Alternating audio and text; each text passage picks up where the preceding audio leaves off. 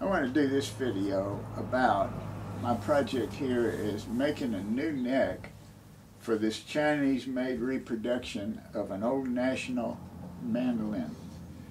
And this is a very good reproduction, and it's got some nice engraving on it and everything. When I bought this, it had this neck on it, which was made in China, and it played, but it was very hard to keep this thing in tune. One day I took the neck out of it to look and see what I could do with it, and the truss rod, adjustable truss rod, fell out this direction. So at that time I decided I'll just make a new neck for this and not mess with this old neck. So I took some liberties and made a really fancy neck for it. I thought I'd be proud of it. It has some of my best wood, curly maple wood in it. So I want to talk a little bit about what National did when they first had this idea of making these. They had a Rickenbacker sheet metal shop to make the bodies, and the bodies were all good. Have no faults in them. They worked good. But when they came to making necks, they decided they wanted to glue this dowel stick into the neck, which was their fatal flaw all through the years, because the glue that they used was made out of horsehide, and they glued that in there at about 100, 110 degrees. This glue got loose enough where this joint would slip one way or another. So every time you'd see one of these old nationals, either guitars or mandolins, the neck would be needing reset because it was unplayable. The strings would be about ½ an inch off of the neck. So I started in the early 70s, be one of the first to look into these old nationals.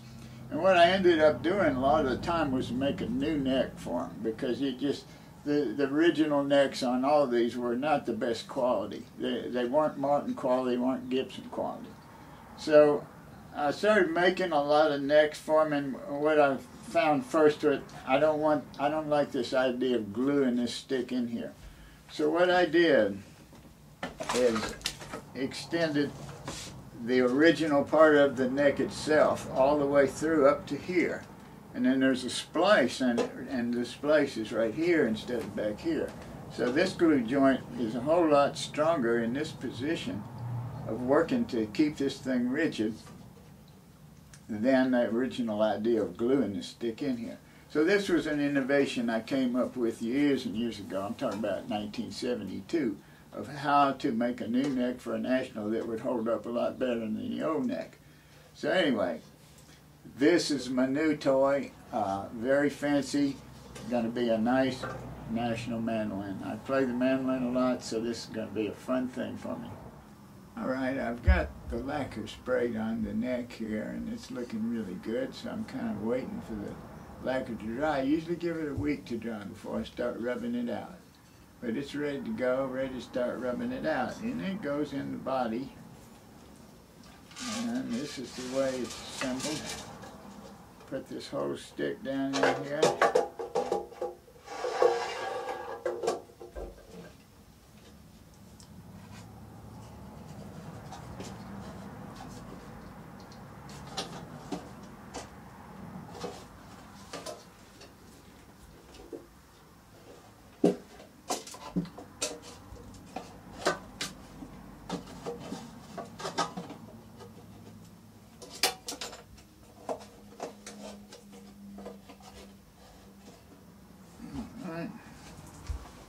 That's sort of the way that it sits in there.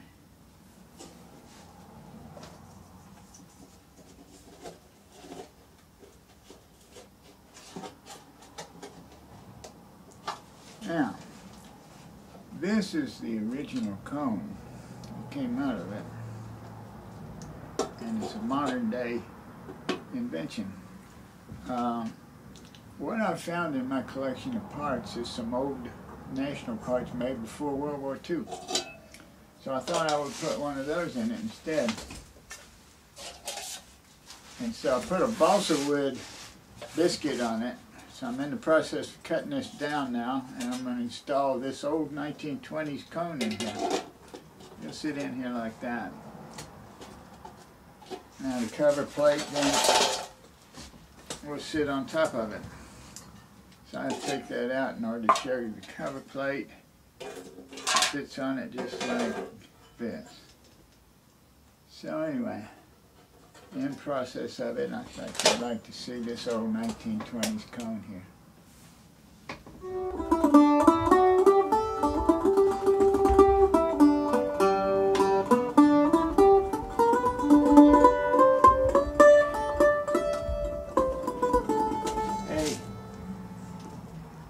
Well, it's been a long time, a lot of hours of work here, but I finally got this thing strung up and playing, and it sounds wonderful.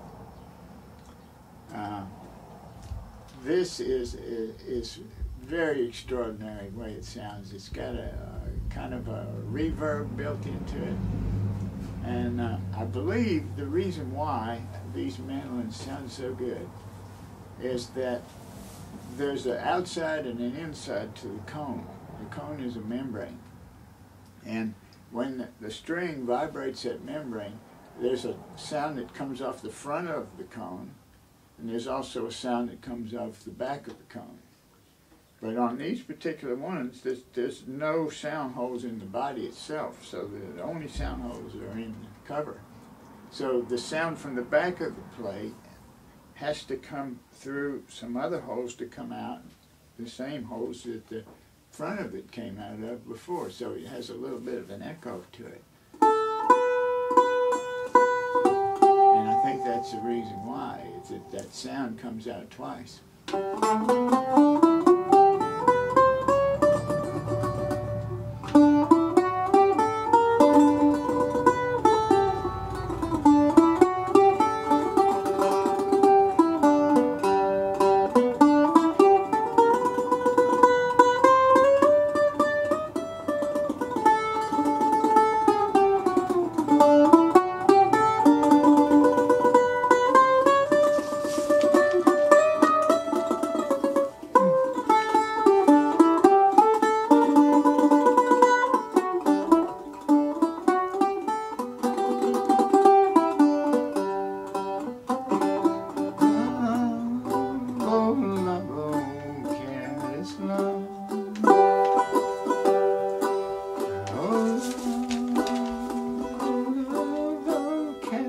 Love.